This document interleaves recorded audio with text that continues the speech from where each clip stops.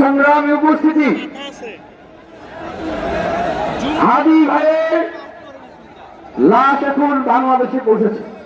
আমাদের শহীদ হাদি ভাই বাংলাদেশের কোটি কোটি মানুষের মনের ভিতরে, হৃদয়ের ভিতরে যে প্রতিবাদ এবং আধিপত্যবাদ বিরোধী অগ্নিস্ফুলিঙ্গের জন্ম দিয়েছেন, যে স্লোগানকে তিনি ঐক্যের প্রতীক হিসেবে গড়ে তুলেছেন, সেই স্লোগানের নাম কি? এই ইনকিলাব এখন বাংলাদেশের জাতীয় স্লোগান। বাংলাদেশের জাতীয় স্লোগান কি? এই ইনকিলাব, ইনকিলাব। ভারতীয় আধিপত্যবাদের বিরুদ্ধে বাংলাদেশের এখন জাতীয় স্লোগান হচ্ছে ইনকিলাব। সংগ্রামী উপস্থিতি, আসলে নিজের আবেগকে সম্বরণ করতে পারছি না। এই ওসমান ভাই, আমি অভ্যুত্থানের পরে সেই সময়গুলোতে বিশেষ করে মধুর ক্যান্টিনে তখন বিভিন্ন প্রোগ্রাম কর্মসূচি করতাম, সংবাদ সম্মেলন করতাম। প্রায় সময় দেখতাম যে এই হাদি ভাই মধুর ক্যান্টিনের বাইরে আশেপাশে এই শাহবাগ এলাকায় প্রেস ব্রিফিং করতেন, কর্মসূচি করতেন।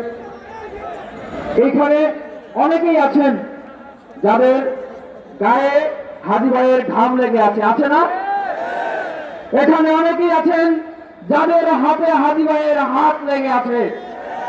আমরা সবাই হাত উঁচু করি, আমরা সবাই হাত উঁচু করি। হাদি ভাই, আপনি একা নন, আপনি আমাদের ছেড়ে চলে যান না। এই দেখেন হাজার হাজার লক্ষ লক্ষ হাদিকে আপনি অনুপ্রেরণা দিয়ে গিয়েছেন। আমরা আধিপত্যবাদের বিরুদ্ধে লড়াই করব।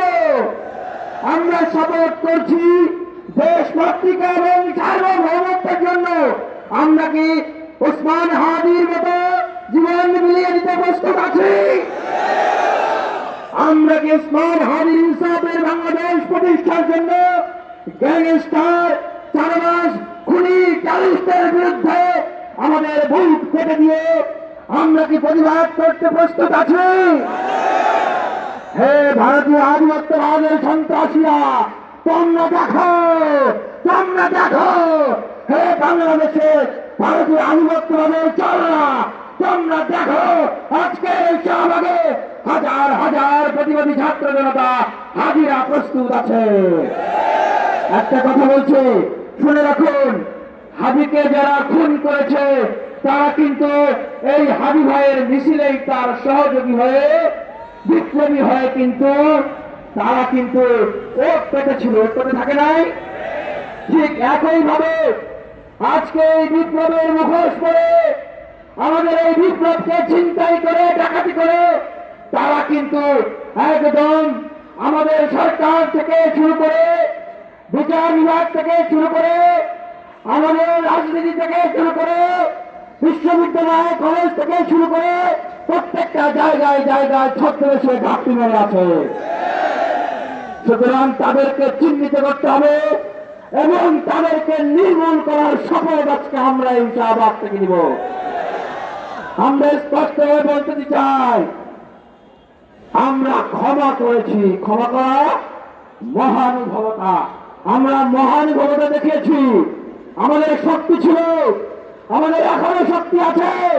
আমরা চাইলে এই আধিপত্যবাদী, এই সন্ত্রাসী শেখ হাসিনার যাদের ভিতরে কোন আত্মমূলক আছে নাই, আমরা চাইলে আগামী 24 ঘন্টার ভিতরে বাংলাদেশ থেকে তাদের সকলের অস্তিত্ব আমরা দমড়ে মুচড়ে চুরমার করব। আমরা সরকারের প্রতি আহ্বান জানাবো, আর কত ধৈর্য দেখবেন, আর কত ধৈর্য দেখবেন। সরষের ভিতরে যে ভূতগুলো আছে সেগুলোকে চিহ্নিত করে ছুঁড়ে ফেলে দিই। আমরা দেখলাম এত ঘন্টা হয়ে গেল, আমাদের স্বরাষ্ট্র উপদেষ্টা উনি এখনো বসে আছেন, ওনার লজ্জা করে বলতে পারবে না। পরিস্থিতিকে উঠতে দিচ্ছেন। ওনার মতো ব্যর্থ স্বরাষ্ট্র উপদেষ্টার আমাদের বাংলাদেশে আর দরকার নাই। আপনি পদত্যাগ করুন, আপনি ক্ষমা চান, ক্ষমা প্রার্থনা করুন। সংগ্রামী উপস্থিতি, আমরা স্পষ্ট বলতে চাই, এই স্বাধীন সার্বভৌম বাংলাদেশের 56,000 বর্গ মাইলে যেই ইলিয়াস আলীর রক্তে ঝরেছে ভারতীয় আধিপত্যবাদের বিরুদ্ধে কথা বলতে গিয়ে, যেই শহীদ জিয়ার রক্তে ঝরেছে ভারতীয় আধিপত্যবাদের বিরুদ্ধে কথা বলতে, যে আল্লামা দেলোয়ার জাইদিন রক্ত ঝরেছে আধিপত্যবাদের বিরুদ্ধে কথা বলতে, যে ভাগ জীবন দিয়েছে ভারতীয় আধিপত্যবাদের বিরুদ্ধে কথা বলতে। সেই একই ধারাবাহিকতায় এই 25 সালে এসে ওসমান হাদিকে শহীদ হতে হয়েছে, জীবন দিতে হয়েছে। আমি যদি আমার নিজের কথা বলি, এই ঢাকা বিশ্ববিদ্যালয়ে পড়ার সুবাদে 2019 সাল থেকে আধিপত্যবাদ বিরোধী লড়াই করেছি। এখানে অনেক সহযোদ্ধা আপনারা উপস্থিত আছেন, আমরা প্রতিবাদ করেছি, কথা বলেছি। আগ্রাসন বিরোধী আন্দোলন, মোদী বিরোধী আন্দোলন করেছি। গ্রেপ্তার করে রিমান্ডে নিয়ে কি বলা হয়েছে জানেন? জানেন আপনারা? বলা হয়েছিল যে শেখ হাসিনার বিরুদ্ধে কথা বলো, ঠিক আছে, কিন্তু ইন্ডিয়ার বিরুদ্ধে, ভারতের বিরুদ্ধে কথা বলা যাবে না। তখনই আমরা বুঝেছি যে এই দেশ চালাচ্ছে কারা।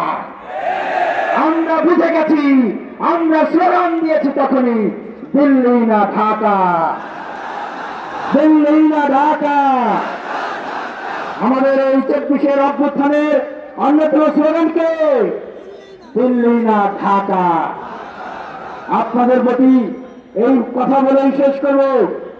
আমরা 24-এ একটি অভ্যুত্থান পেয়েছি, কিন্তু বিপ্লব কিন্তু এখনো পাই নাই।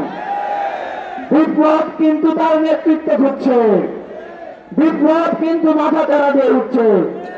এই অভ্যুত্থানকে বিপ্লবের রূপদান করার জন্য অন্যতম নেতৃত্বের ভিতরে একজন ছিলেন এই শরীফ উসমান হাদি। হাদিকে হত্যা করে অন্যান্য বিপ্লবীদেরকে ভয় দেখানো হচ্ছে, তোমরা আর সামনে আগাইও না। আমরা কি ভয় পাই? সবাই হাত তুলে বলেন, আমরা কি ভয় পাই? আমরা ভয় পাই না। তাই আমরা বলে দিতে চাই, ভয় দেখিয়ে এই তরুণদেরকে দাবিয়ে রাখা যাবে না। আগামীর বাংলাদেশ হবে ইনসাফের বাংলাদেশ, আগামীর বাংলাদেশ হবে সত্য এবং ন্যায়ের বাংলাদেশ, আগামীর বাংলাদেশ হবে বাংলাদেশ বন্ধুদের বাংলাদেশ। ধন্যবাদ।